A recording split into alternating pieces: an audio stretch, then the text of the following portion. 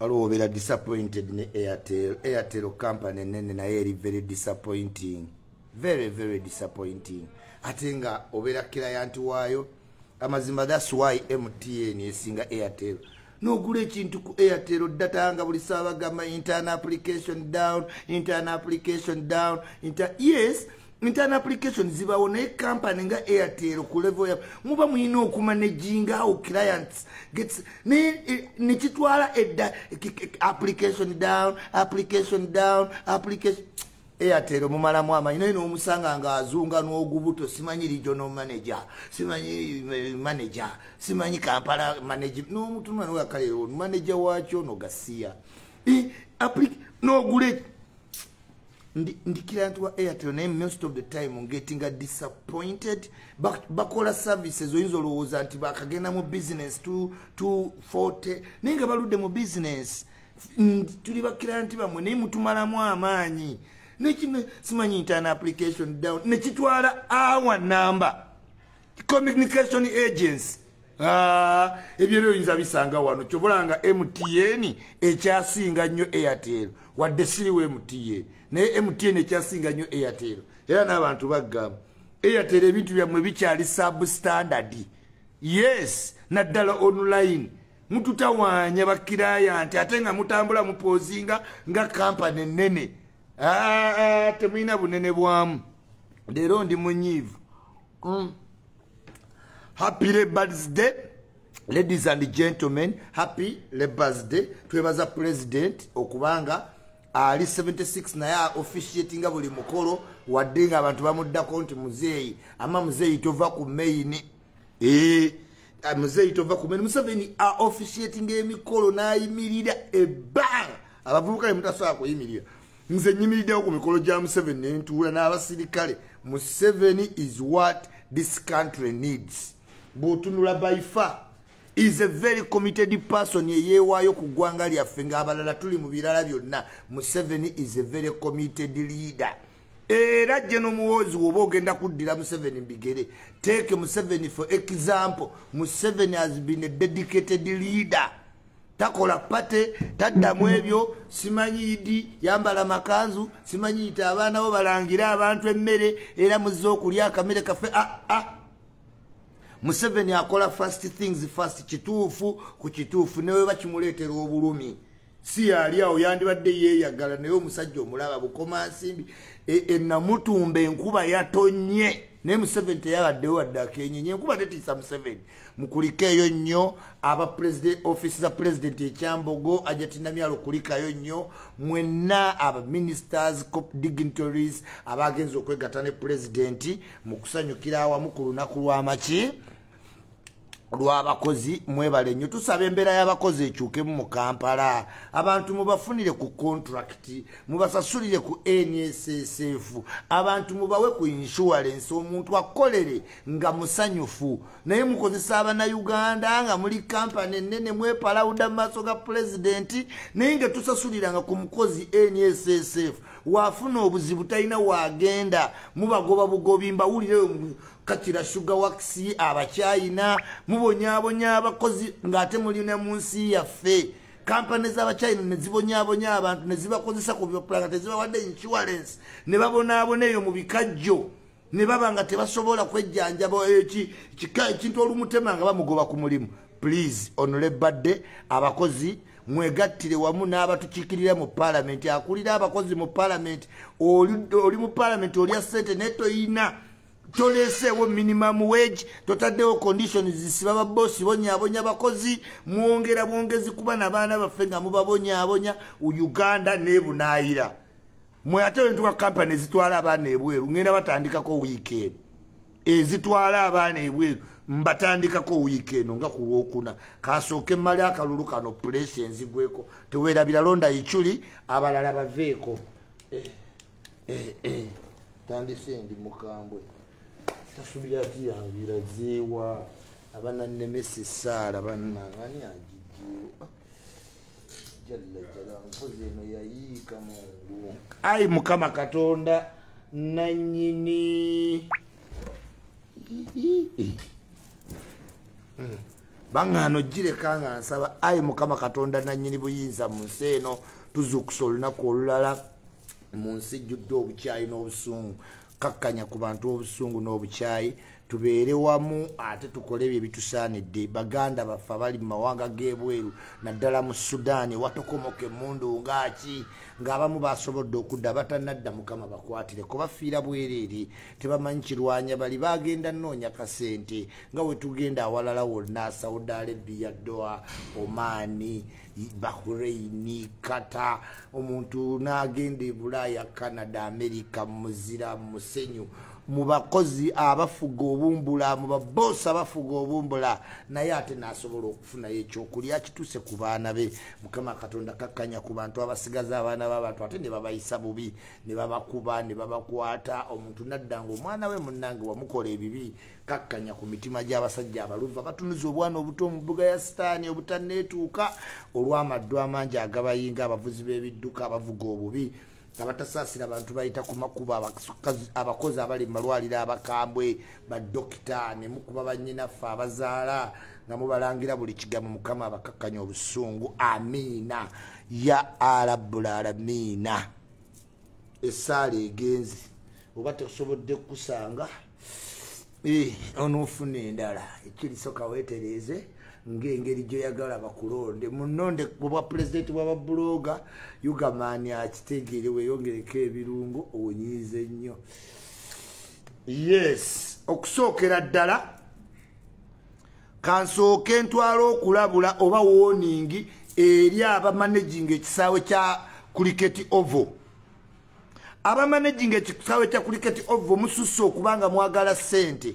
in a country nga tetulina bisaawe eby'omupiira Namboole yafa tulinze hamu amala ekisaawe kyekirimu essuubi kyokka ate ne bye tulinawo ebitono ebizannyibwamu emizannyo ne mubiteekamu entertainment twandibadde ng'ekyo si kibi senga olunaku luba lukulu naye kati Cricket Oval erina okubaamu kuriketi ng'ekigambo w'okiwulira. Naye kati bw'olaba Cricket Oval after blanket and wines otegeera nti abamanaginga Cricket Oval they are idiots. You cannot allow entertainment events ekisaawe kyonna kiri bloody. Abazanyi ba Cricket Oval kati bazanyirewa aba cricket ne mwonoona ekisaawe because of just cent obuli akuwadde sente n'otegeka tekyandibadde kibi. Naye ekisaawe kibulootinza amazzi. Why do you go on ne muteekawo event ey'abantu okujja kati leero n'ogeza oyagala oteeka rugby game obayo cricket game wali you cannot. Wadde nga twetaaga ssente tulina okubaamu n'obwongo obumanya nti bannange wano event tekyabadde omulina okuba n'alternative. If a rain comes nga mulina okuteeka blanket and wine musobola ogishiftinga muleme kuba na bwongo buli static bulina okuba dynamic. Kati blanket and wine ziyawedde ekisaawe kyonna bakivuyavuyiza bagenze ku miliyoni 15 ze babawadde muli hopeless stupid and dense mbuno n'omusanga n'ogutwe manager wa Cricket Oval manager waba mukazi nalega menjona kulira Cricket Oval nojo mufujire dusu agende mulina okuba serious at times. Ekintu ekya national importance tomalaga kiwaayo bwotyo golaba buli muntu bamukkirize kololo waliwo emikolo kati basooka ne bapimamu enkuba etonnya. Must you go on and kwegamba blanket and wine is a must. Mwino neba na Uganda mwagala kyobulaba nabanyonyolayo Roman circus ne temugitegeranga jajjidda nti n'enkuba lwetonye sengawo wabaddewo musomo gwa Paris Development Model ku Cricket Oval enkuba neetonya nga bagutegese ne bagamba nti naye mujje musome wadde enkuba etonye tewandirabye ku muntu. Roman circus takuganya kunyumirwa wekka muyina ogenda mu Coliseum ekisaawe ekinene we mukuŋŋaanira abo bonna ababadde mu blanket and wine ndogeza obabuuza ku GDP oba ku mafuta oba ku oil oba ku economy baganaawe totutawaanya yeri Roman Empire gye baakola mu Baden naye tosa agitegeera lunaku lumu nino ojja nga njikumenyera mpola mpola nti wadde ng'enkuba yatonye wadde ng'empewo gyeri oli Roman circus gwe baatonda tayinza kuganya sigalaka era obalaba batazewo at least bafotole ebisooto naye nga blanket and wine yewedde Roman circus nti n'abategekawo tebenza mmanya nti twonoona obutonde twonoona ekisaawe naye circus oli muyina okuŋŋaana in all aspect muyina okuŋŋaana kyebaali babalira oli king nti abantu olina obbawo entertainment ne circus basobole obuteegugunga n'ebyokulya bano bawe wayini abawala ne bajjanga bonna bambadde obupati ayina mugabe eyayiika ow'enkobogo waliwo engulugulu nga tezisaana wadde ne mu bupatula n'olaba oli eyayiika sebbutobuto gwalidde ensangi naye ng'ajja eyo gye bayita Roman circus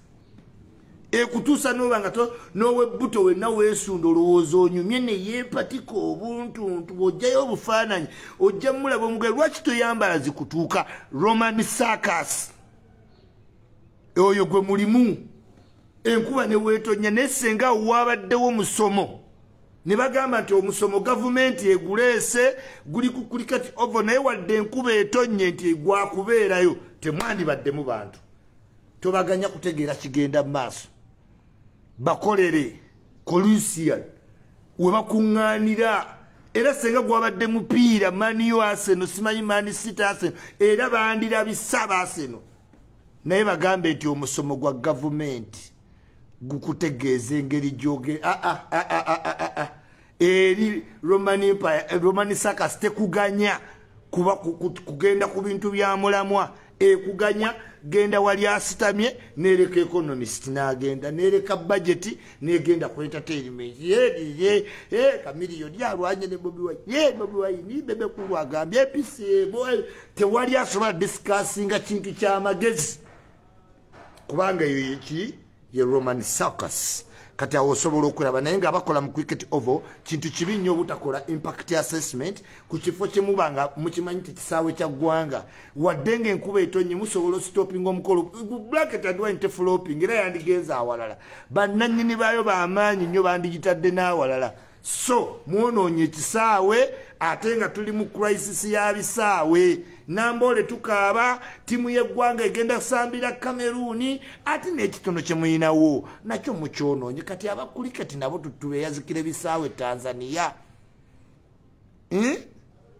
sooka obe n'ekitono okipreserving nga tonnafuna kinene tuyina cricket oval yokka mugikozese nga nkalu tusobole ogikuuma for long time n'abalala bagikozesa abajja ne mulinga abagamba nti evaawo nkya ne bweyiikamu amazzi gati olina osigala ng'otegekawo omukolo abakulira cricket oval management a special bogus message toyo baweereza obubaka mubaweereze boss wa cricket oval oli bogus yes awo nvuddewo ngendo okuwoninga abantu ba YouTuber ngendo woninga no ba YouTuber ddala wano muli ba hypocrite YouTuber ali hypocrite ati ajja yesesa tayina kyajja nakyo omuwe interview agenda aliseeka abaana mukazi we aguleke emmotoka naye akomewo mu face yo nga pretendinga nga ataba na sente wabula nga gwe gwakozesa buli waayagala ofuna sente era isimagesi era bannange nsuubira olina osooka kati wetutuuse ku level n'ogenda okola interview ng'erimu amagezi and substance omuntu ayogera ebintu nga bi-addinga up si kuleeta buleesi muntu n'omukyaza n'atandika olw'okuba isima yabawa eddembe ne batandika okumpalampirako buli alina kyakola n'ajja ku isima buli ayagala otandika akatu yes isoke yenze romatiyo naye ate tonjolongajolonga mitu bya kisiru kubanga oyagala tuukiriza something please nze siina muntu yenna gwembeesingako that's why ne ba YouTuber siina gwensabayo nti ndo jangu ontuulieko ku YouTube yange wali ondabyeko nga ngamba Kasuku nti jangu ompeyo interview wali ondabyeko nga ibulake mukasampaddeyo interview kyogamba bo siba wibandobooza inze siina muntu yenna ku YouTube gwendiko kutawaanya nkeere ewuwe nziruke mukubire kubira amasimu toyina kyondeetedde nkuwadde capital ne sente nzimanya sente ziyingira ku YouTube kwe mutambulira ne wolaba video zammwe zonna nza kukolera sente naye ate otambula ogendo onvulunga buli wootuuka Iculi goyagala okukozesa ovulunga Iculi goyagala okukozesa okuvulunga buli video zammwe nziraba naye ate temuyina nsonyi monna ekineewunyisa lack of appreciation token tayinza kujja ne juice nze nkola YouTube nyingi nnyo tayinza kujja na juice tandeeterangako business nti oba business yiino naye nkutambulizi nkuweereredde abaana emirimu gye mwali mukolako tegibaleeterangako ssente nga ze mbaleetera ate nkikola out of goodwill nze nina YouTube channel nsobola n'okugenda live ku YouTube channel kuba ne ku YouTube channel zammwe balabako nze gwe balaba ne bw'obakkiriza bafaani bo bonna b'owaana ne bagenda ku YouTube zo ne bakola assessment emu ku emu zaani ezisinga okukolera ssente zange tompangayo kintu kyonna nina abantu abampa bizinensi ne munkubira amasimu ate nenkuyamba ate noddira erinnya lyange nogenda ng'ommanyira kubanga olabye YouTube avudde eri osimanyi omusanze eri okitegeera n'owulirayo omuntu mbu nasasula emitwalo 15 ewa Fifide Queen agende mbu ateeke isima ku TV mukulu Kakalamu sebo mukulu Kakalamu nze isima manyo nyigamu singa ntaba omuntu nga ebintu by'okolamu interview si bituufu sijjangako Uganda nensooka kubanga Fifi yeyampa interview Fifi tampangako interview ya TV yonna tampangako Fifi wali ndi nsimanyi namuwe emitwalo 15 sima yanneegayirira mu mutebe ku TV nakwegayirira nga nakusangawa njagala twekozese bulungi ba YouTuber kubanga n'okusibira ekikokolo nsobola nze teri YouTuber gwe sitasobola kuggala nze byonna ebyo bya YouTube nsobola byekolera teri muntu gwe nali ngambye nti jangu ntuliyeko ku YouTube nina YouTube yange eyange channel omuntu yakeera nga nje gyembeera buli ssaawa mwe mumbeerako nze sibabeerangako simanyi nesasulya isima TV era gundi yasooka omutunuza Faruku tabangako omuntu yasooka kuntunuzaamu kamera naye olwokubanga kati mwagala sente mu YouTube gwe nosalawo n'omukwano gw'olina n'omuntu ogukozese bubi wa YouTube era isima yali ansabiriza yali ankuba engatto era isima disi ne musanyuka kwegamba oli bali abatamanyi munayagala interview tambanyi tino enseko zikuliyetinga views abantu balabe omuntu afune sente agende mu banka nga asooba bayingira banka nga basooba emmotoka zaabwe zibaguze zonna bazikwekeriza bali abantu tebaziraba bategeere nti babajja mu sente nze teri muntu gwe wali bweru nti oba mubbye sente ofunas ebintu mwe mwekweka ebyobugagga byammwe muzimba mukama kubanga abantu muba manipulatinga ne mubajja mu sente sirina muntu gwe nzija mu sente mugenda mwese sasa tajja wadde ne ka juice naka tajja wadde ne juice yajja okujjanga yese sasa Iculi nenga ogenda okulaba akubuuza ebibuuzo abantu nakutuukako buli ssaawa kakensa buli ssaawa kakensa tugamba negenda obuuze kakensa buli ssaawa Iculi yakola ati Iculi yagira ati neyakatandika nti Iculi simanyi tazaala obutazaala bwange bukukwatako kigwe zaala obe n'abaana sometimes mumpangulula mujja mutwegayirira mujja mufukamira ate ne mutuuka n'otandika okukozesa ennya lyange bubi nga ne wobujje wange tojja wadde ne juice toleetayo wadde 10 nkuwa views ze zikulabirya ze zisasula rent ze zikutambuza kwe mulinyidde ennyonyi okola interview esooka nga tegatta omuntu nayogera ebyekisiru simanyi nali Illuminati simanyi nendi omusaayi simanyi nakozesa maanyi gano nze sirina maanyi sigendangako wantu kweyazika maanyi sigendangako wantu omuntu nobanga olina channel y'amaanyi nogenda awantu omuntu mubuuza ebintu ebiri constructive okola ki abaana business nga we bamubuuza nomala interview namba yonna nga no sense tegatta nagatta nze I appreciate people whenever it is due. Mundaba n'okundaba nze omuntu muwa credit where it is due. Newadde nga abantu batuuka mu interview ne batampa credit gwemba yambye ebbanga ddene nga yali blogger nga naye nga ne byayogera yenze abimugamba naye ne baddaawo ne beesesa n'avuluga erinnya lyo n'aliiwaka amazzi n'akola ki naye ng'ate ye omuntu y'omu agenda oveeyo akubira amasimu simanyi njagala interview yemuleetere $5 yeyagale nga takuwadde wadde mazzi takuleeterangayo bizinensi naye ng'ate yaddaawo sirina muntu gwe nali nkubidde nti notekako ku YouTube. I've never. People come to me to start YouTubes. I do that. Just like that. Teri sente nze zenyinza kujja mu YouTuber. Teri sente zenyinza kujja mu Uganda ni musician. Tewali. Kubanga tewali muntu asobola $10,000 nze ndi ku $10,000 nkugamba n'okugamba. Beya minimum million yeji. Ere emirimu egiri wansi wa million njuweereza kaye mu good faith. Junior fituwa mu byaffe nga blogger kaye tajja nyiga kubanga tuli mwogezi munnange. Nyinza n'obuweereza akayekolera mwogezi munnange. Nyinza n'okuweereza oba mujereza mwogezi munnange. Naye ba YouTuber mweddeko. Mwe businga obukopi. Kubanga ojja no weesiba ku nnyumba y'omuntu ne weesiba ku simu y'omuntu nga toyina wadde sente yonna gy'oleeta. Now, henceforth, interview yange ya $25,000 nga gali mu cash. Henceforth, buli muntu asigale n'ababe nja kweberera ku woba ojje wange ng'oyiri YouTuber ng'oyagala interview yange $20,000 mulabe obukopi obalira. Tewali ajja kudda mujja kuba mu nnyambi tewali ajja kudda $25,000 kati awo tusetinze pace ekimala munvuluze ekimala kati katuteekeko pace sijja kudda ku channel zammwe twala channel yombere neyange manager wange yaŋŋamba ddabeera kola ebyo ne onvuluge obulamu bwe bukyuse ku lwa Iculi mwambadde ku saati empya lwa Iculi mulinnya ku nnyonyi lwa Iculi otambuddeko mukoze n'abantu nabasanga bakola ku TV nga mu butuufu kye bakukabira kyokka we bannaye batusasula bubi naye buli wiiki buli mwezi mugenda mu banka temuswala ngeri gye mutawaanya bantu n'omukubira essimu 9-2 omuntu nga takwata n'akubeera mu inbox waliwo nno mikwano gyange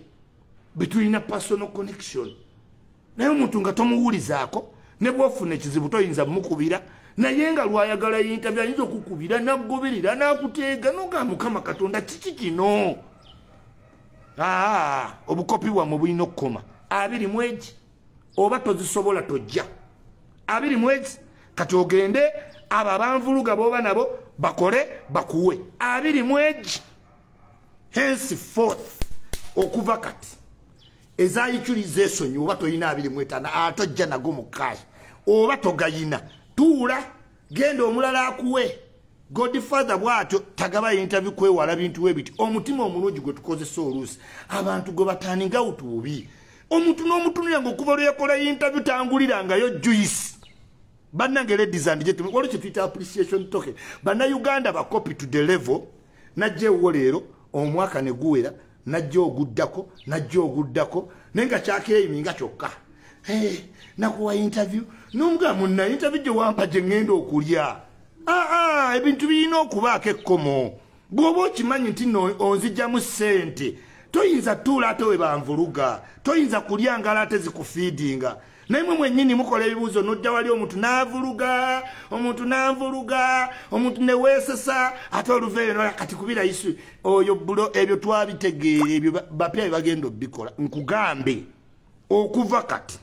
henceforth bw'oba okimanyi nti YouTube channel yo etuulako Iculi oyina okujja $25,000 oba gwani straight kati interview zange nja zetera ku YouTube aba interview bajja nje bafunira abanandaba nze sina muntu gwe nali nsabye mbumbe lyako ku YouTube okumanya abakopi abasajja abo ne channel yo tebagiranga naye ate nga njagala kugamba $10,000 $20,000 nja gisanga YouTube nakagitandika bulijjo njiraba ni waliwo ebintu ebibira n'ogamba sijja kulana buli kimu kati kankolere ku yange sijja kukubira tonkubira sikubirangako si mu YouTuber yenna njagala YouTube ajagamente namukubira essimu nti njagala kuba ku interview ye era nabo bwe basasula Fifi the Queen nti omusajja yakuwa emitwalo 15 oteke ku TV njagala ombuulire program ko wanteeka nga azize kubanga toyonoona amannya g'abantu mu bintu byakusavuwaza kuba otuuse e Uganda tosato Fifi the Queen waali wendi mbunamuwa emitwalo 15 Kakalamu otudde ozifudde enseko otudde babuluganza otudde mitwalo 15 nga ani waziwani inze Fifi the Queen waali kale bannange waliwo ebintu ebikera ne binyiiza ne mpuliranga omuntu oze mu ggwanga yukira interview kuzizo lwaki olina okuinvolvingamu nze Iculi lwaki oinvolvingamu simanyi nankubira nanneegayirira simanyi yankubira nakwegayirira nakusangawo olina dderi simanyi nali mukubira ngatto simanyi nali mukola nti nze sinyigira kwejerega sinyigira gundi era newe ntuukidde okugamba ekintu kino nzize nkiriyalayizinga mmwe aboogera temunnuma kubanga Eddy Mezaya tolina kyonnumako era nawe okimanyi mu mutima gwo muli jasigo naye ekinsesa nti bano abafunamu ssente basavuwaza nnyo nga bakuvuluga ayongera okufuna views nyingi wabula ate ye same person agenda okukeera ewakaawo nga ajja awuuzuuma ntazze na kintu kyonna njagala oteekawo kati limit henceforth woba oyagala interview yange ku YouTube channel yo oyina okujja n'emitwalo 25 ate wekikusanga nga tubadde tukola nga tulina channel program already 25 either program just ogenda gistoping anjekolere oba kubanga kintu kininokola ninofuna end to this ndi mu campaign nsaba abantu bululu tankolerangayo wadde bonna ba YouTube ne bobalaba teri tankolerangayo wadde campaign post wadde okunga nti Iculi mu mulonde naye nga mulisiza omwaka mulamba sente zatafunangako mu profession gye yakola simusabye konti nfugina obuwagizi nesabira nzekka ozikulinnya lyange erikulisiza ebbanga lyonna ate otandise otuula n'abantu banvuluga museka ne banvuluga no si bituufu omuntu ampayirizeko ebintu ebituufu naye okungamba mbu wansasula emitwalo 15 nibanteeke ku TV nze sikyayagala yomba naye kati kankole ekintu kimu henceforth woba oyina ekintu kyonna kyogenda okukola ne Iculi ku YouTube nga si TV YouTube emitwalo 20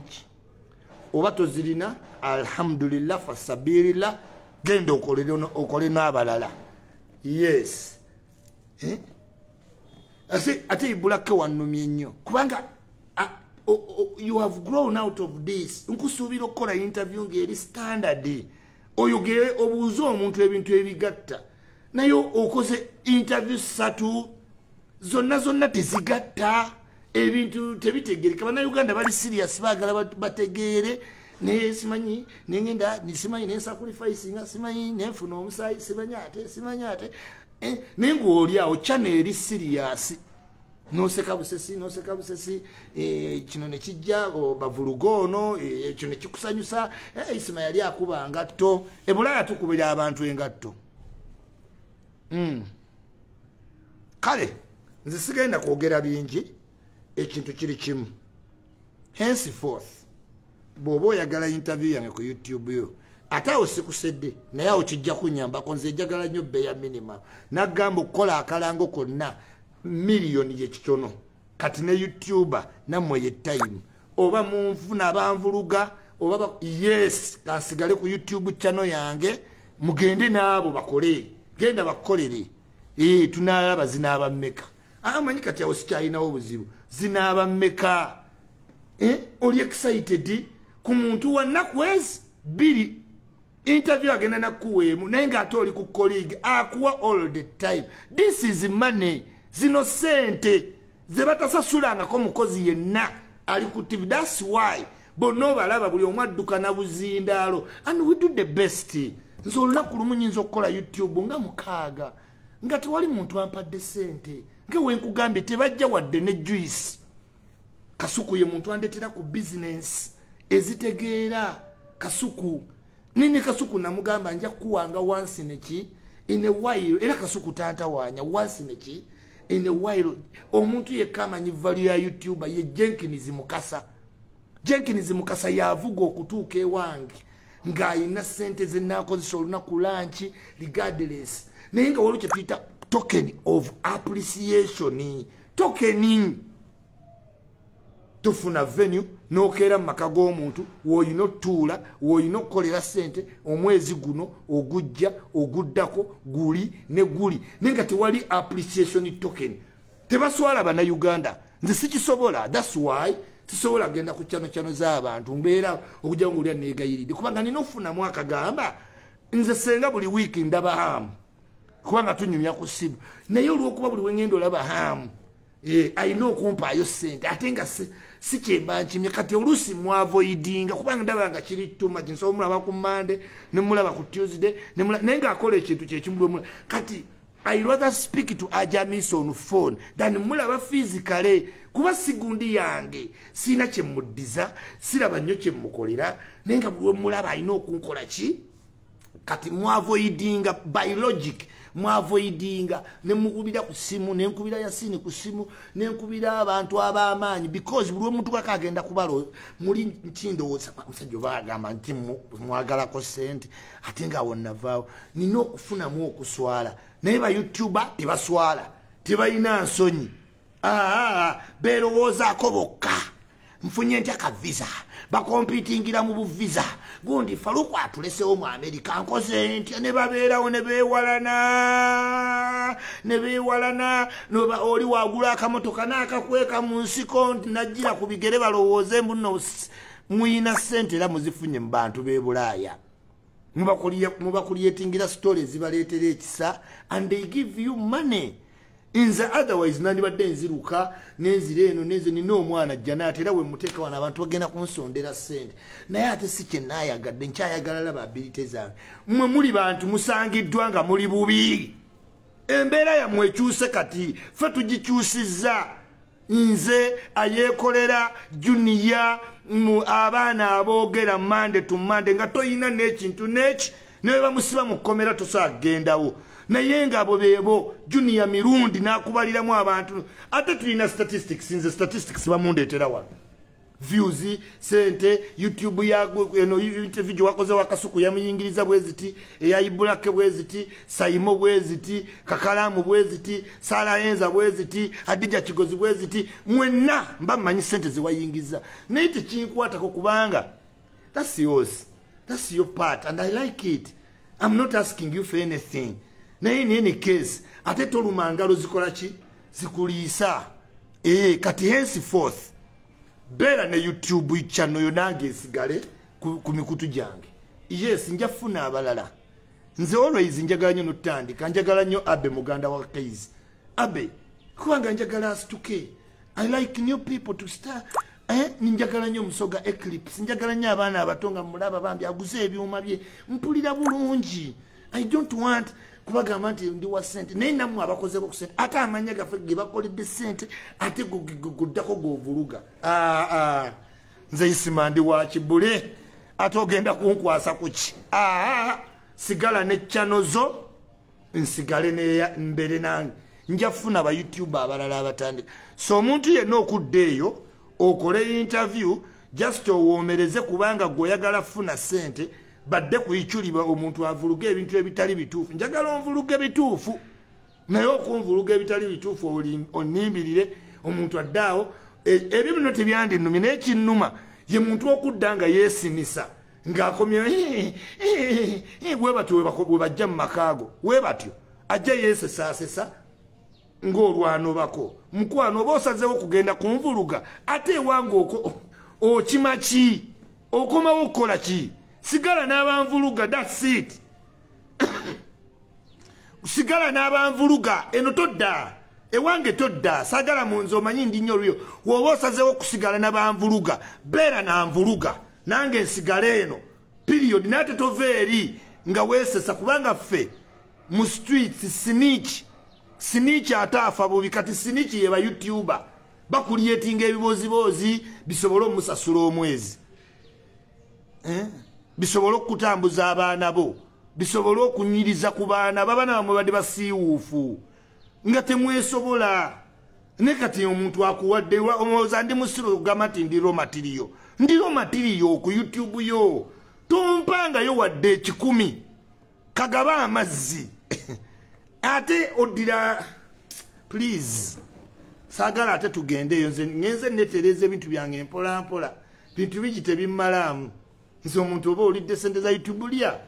nange yange jatuuka ensasuli ate nkola n'emirimu gyange emirala nze abayimbi olaba mbawagira muyimbi kyayinza okumpaayo sente nti yampaayo sente muyimbi bwana tewali muyimbi no tewali out of service katase muyamba buyambi nze kyovola abanga abayimbi be Uganda tebalina kye bantiisa kubanga talina kyagenda kunnyamba nze siyinza genda wa kamiliyoni nti mpaayo ku sente haramu alamayini siyinza genda wa palaso siyinza genda ne bebekulu yennyini siyinza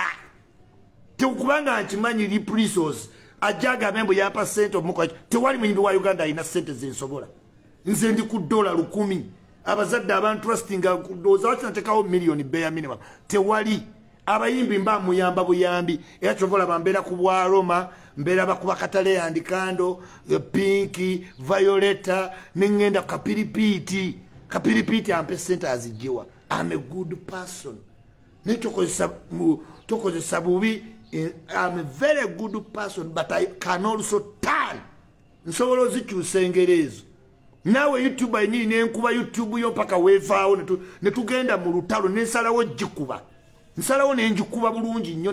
n'abantu nabo ne bagikyawa. I know. So temuntankuula bambi sigala muleniyo kola interview funamu family yegaggawale weetereze ogende olabikeko ng'omuntu buli muntu kyagoberera. Sina wentambudde nendamejinga YouTube yenna nti omuntu amumbuzeeko nziraawo nkole igundi namba ng'emussa wansi. In any case, if someone is ready for battle, nze wendi, and that I'm telling you, Kombaka Constructions mutusinzidde sandiyagadde yombera nkozeseza obukakamu bungi bwe nti siwemberanga nnyiize naye ba YouTube balina okwekomako mubayige nti bantu bakopi nnyo bonna nno bagula emmotoka ne bazikwekeyo mbu temuziraba mbu mubatwalire mu pikica y'obwavu bambi ngeno we bazimba we babasekerera mu ab'omu diaspora babaweereza sente we baseka bazimba bavuga zikawundo naye mwe mulowooza mbu bambi anyambye si yakuyambye okuwa interview gw'omuyamba guli mulimu alina okukebera sente zafunye omwezi. That's why tebabeera bazunga balinga nsowera temundeka ne tugenda mu bato mbawadde ekitiibwa mbaagala nina mu mikwano gyange naye we mbanga temusobola keeping your lane we can go off lane and that I promise you. Kati mbagambye obeera ng'oyagala interview yanga tolina $25,000 cash tojja sigala neeyo ne interviews straight. Aba cricket ovumba woninze Uganda lebadde Airtel mwetereze mututawanya nnyo tuba n'ebintu tusasula nga buli sawa system za muzibo za internal application down mukwano temutuforcinga kudda ku MTN ate yo only option oba ontawanya nga byengula system ya mwentawanya nga ngenda nfuna line ya MTN naye nga I'm a royal servant of Airtel. You understand? Kombaka Construction tukola amayumba, gypsy, tiles, tukola buli kintu kyonna ekikwatagana ku mayumba ne tugikuwa bulungi nga weekisaanidde noba ne Little Miami. Ekisawe bakiyita Miss Kigundu National Stadium kye kigenda otuwonya ekizibu ky'ebisaawe mu ggwanga. Ate nga Hampamvera ziri wali ku Arkwright wozisanga nga osobola zigula $60,000 ku 5 era nobanga olivinga obulamu buli very posh. Omwana wange yawangudde bamuyita Gabi era nga abaweereza obubaka obubayozaayoza nobasanyukirako nomusanyukirako nti mwebale omulonda. Programu eno ekuleeterwa Bunga Bets. Bunga Bets ya Munnayuganda www.bungabet mwosobola ogenda n'osiba emipiira nga gye musiba n'owangulirawo buteeta nga teri mupiira gutali ku Bunga Bet. Bunga Bet maanyi Yes, pass. Omuyimbi wange mpya bamuyita omuto bamuyita Lucky Joe. Subscribe to his YouTube channel and all social media platforms. Obuyimba we bulungi nnyo. Ali just 18 years. Atenga ali wali mu the Taiba College International School. Omulala bamuyita Pretty Sophie nga yava kitende era nga akayimba ke kagwa kawandikibwa aganaga atenga ali ready for it. Younger talent coming up. Abantu bonna ababadde bakayana kibalidde. Ndowooza mulaba Chameleone bye bazzemu ne Bobi Wine. Walya tewalya. Taata wo yampe engatto nga nsoma kanoni naye kati munna bali bakulese mu weka. Bali ba movinze ku level endala ekitegeeza omwe asobola n'owamu n'obubaka amutume wabali nga yete yeetuukidde mwana muganda wange Mayanja ajjayo tugabane ne bajjayo ekisawe wasale ne bakigabana omunakkirira emagere omulala n'asigala e Kampala kati awo kikulekawa abadde awoza boycott Chameleone. Simanyi Bobi Wine, simanyi Spice. Bobi Wine ali eno ne Chameleone besse omukwano, omu ali mu NRM omulala ali mu People Power. Kino kikuwe ekyokuyiga ng'oli muwagizi wa byobufuzi nti abanafu be balwanagana abanene bo bamala ne batuula ne bateesa. Chameleone ne Bobi Wine banaatera okwetwala ku date. Am I right? Am I live and am I direct? Loud and clear? Yes. Bonna sirimu tombuulira simanyi YouTube ono ba YouTube oli bonna ng'okimanyi nti gogwe otambulira ku mbeera yako bavulugo ono odduke wooli bavulugo oli odduke woono sinyiiga nga kaye yakikola kaye mwogezi munnange enze ne kaye nyiiga sinyiiga kuba oyo kaye okitegeera naye oyina woggwamu amaanyi n'otunula n'ogakale banna omuntu omutima gwange omulungi is just bw'oba n'omutima omulungi people misuse you. Kubanga ate woteekawo ate munnange otukaluubiriza naye n'otunulamu n'ogaa kati ono era lwiri neetaaga bino nze kati nnaje sikyayagala byakuyomba n'ebintu byange nabitereeza kuva ku nnyambala kubanga nina ggolo yange gyengoba so mbeegayiridde bambi bw'oba omanyi nti ebitambuza YouTube yo byebyo nkwegayiridde sigaza YouTube yo Iculi mwesonyiwe. Kasa teri muntu ajja kugamba nti Iculi teyasavinga nze nkoledde abantu YouTube ne sente nga newe batula wali bagamba oyo omusajja sente kyobola bankugamba ndiro material ndi cash crop ne bebawaana tebabawangako sente wezityo ibulake buli watuuka abakujuliza kakensa nega kakensa tagenda ngo ku YouTube channel ya Ibula nakolako interviews ziliawo zimuleetera sente. No offense. Naye buli watuuka kakensa Kakalamu ye buli watuuka Eddy Mezaya n'omugane mwana eno interview si ya Eddy Mezaya linde Eddy Mezaya eno interview ya Iculi naye ng'omanya bali bataddemu sente simanyi baagala basigale mu interview zaffe ate nga mwe batuvulugira. Eddy Mezaya nkwanirize Uganda naye njagala oyogera ebintu ebiri muki ebiri serious okitegeera. Yes, yogera ebintu byebiri serious Iculi mwesonyiwe tonimbiryako njogeraako ebituufu oba bikyamu naye nga bituufu ne tonimbirira tolina wali onsasulidde emitwalo 15 ogenda ku TV. I have walked my road to teri TV yonna gye nali nsasudde sente era mba ndyawo nga bankubira. It has been my capabilities tezibangako nti nonsasulidde. Fifi the Queen waali ngenda mubuuza kubanga ebyo byokuddawo okulimba si byendimu right now. Ndi mu kalulu ombula kameiringa simanyi oba Yugamani ye yakutumye okitegeera buli wamu mugenze mu mbula akameiringa simanyi nali njoza ngatto simanyi nali nkombererawo ki simanyi yali wano ng'akola ati ebintu ebirina baseless.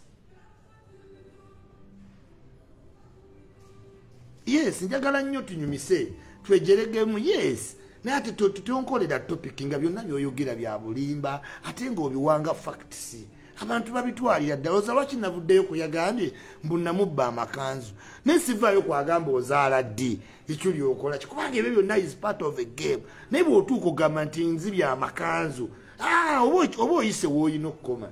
kati w'ogamba wansasulire sente banteke ku TV oyina engeri gy'otekesamu abantu nti katuyagala gamba Fifi the Queen is cheap ne TV ko yali akola $15,000 Fifi waali njagalo gye mu Uganda oba mu mwagala fuka batabu yes sokere space nene buli muntu ajja fuka wakabi naye buli muntu Iculi omutima gwange omulungi mugukozesezza bubi mwana ate nga nze wempa omuntu omutima gwange nagukozesa bubi nyiga nnyo nyinza n'obutaddamu musonyiwa bwe nti nekyali wange nagenda naye ebweru we namugamba nemugamba omutima gwange omulungi ogukozesezza bubi nkusitulira abaana bo ninkulongoseza abaana bo nate wotuuka mu bantu n'onvuluga ne twawukana ne musuubiza nti ku nsi ku ttaka ne mu ggulu tetuliddamu kukolagana tetuliddamu nze wenti wendi saagala tutuuke ku eyo level nsobola bulungi nnyo kumala YouTube newenkulaba nze isima nina ekibuli newenkulaba nga sikunyega Faruku twakaddamu okwogera Faruku kyali wange nnyo Faruku kyali wange Faruku ye muntu gwe twatandika Ibulake yasooka okumpa interview naye Faruku twatambula nnyo olugendo nze ne Faruku naye olunaku lumu Faruku yenyiiza n'ategeera Iculi yaani naye ate ne tumala ne tudda okuba Faruku muntu mulungi naye ba YouTube abali wano e Uganda muyina omuze nze ngulaba naye mugulekera awo bambi abantu bajja beetamwa buli muntu alina YouTube buli muntu asobola okukola YouTube bafaani balinnya mpola nze kyovola basiri na Abizadde nti onaye Kasuku alina emitwalo 10 siri Abizadde no kubanga mmanyi nti no si olugendo lulwa lugendo lwe tulina okufuna comradeship naye ndi muntu ate osavuwaza bakunvuluga bambi awo nze isima nkugamba munnange omanyi genda okole n'oli senga saayombagana dda ne Kayanja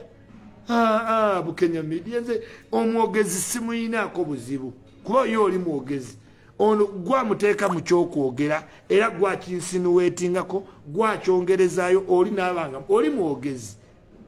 nze sina budde bunyigira penge nze ne penge we are tight tulibeera tight na matter what kubanga tulina ebintu ebitugatta gwe YouTube byotalimanya tulina ebitugatta nze ne penge nga naye nyintali bikugamba naye yagamba kyomutaddemu so n'olw'ensonga eyo bambi bw'oba omanyi nti oli mu ttiimu kuvuluga Iculi ate Iculi ye mwesonyiire ddala kati mbagambi okuva kati oba oyagala interview ku YouTube yo okujjako nga nkushortlist nze nti abe kyali wange ye tuye naye okuva kati olina okujja n'emitwalo 25 OLS yes ndi munyanyizeemu nnyo kubanga nawadde obudde interview z'abantu nezirabiriddire kale tesina bintu tebigatta ate nagenda ate ne bampa omusaayi simanya amaanyi nagajja eno nze sirina maanyi ge nagenda kusala misaayi nze ndi ku nakyo era ndi ku oligino sirinaamu nti Katonda ampaayo akatiba yes ekyo tekitansanyusiza ate olwo era okuva kati nkitaddeko ekkomo ready for the consequences yes nze isima ndi mwana wa ku street kati consequence yes oli ne wanajja nanvulugira ku channel sikulinaako buzibu kuba sigenda kudda sigenda ziddako ngenda kuba ku ndala kati awo sirina buzibu naye okunteeka ku channel omuntu anvuluge ate oveeyo ojjenga weesinisa wange nti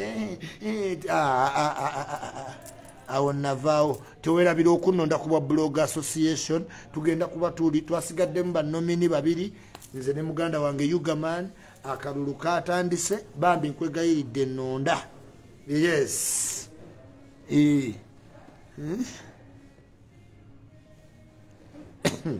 okitegeera ate simanyi eno ate episode 3 noziwa abantu nga tezigatte bwobiwulye tebiri oyagala obicollectingamu something naye ngaolaba era major thing yakusa Iculi once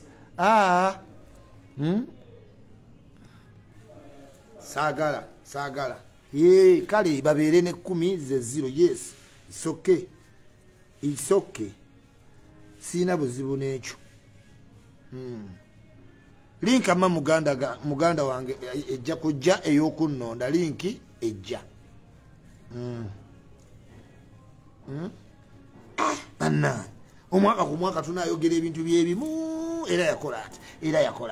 tuzawo navaawo dda namuvinga dda ndi ku bintu birala dda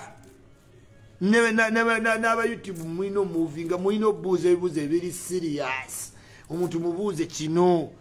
omaze mu blogging emyaka 15 yes kituufu naye kino ne kino naye ate museka busesi ate mudda mu simplicity kati bannayuganda tebafuna kituufu kyennyini kubanga batwala byemwagala bawulire kati ebya Illuminati byebiti yewa gye bagabira omusa simanyi ninanga simanyi bisobinakoja simanyi ki dakiika 2 yisima dakiika 2 yisima please till we meet next time. Love you so much. Omuyimbi bamuyita Lakejo. Omulala bamuyita Violeta. Omulala bamuyita Kamalaika. Omulala bamuyita Ruth Kuganja. Muganda wa Chosen Becky. Very good artist. Omulala bamuyita Happy Moses wa gospel young. Omulala bamuyita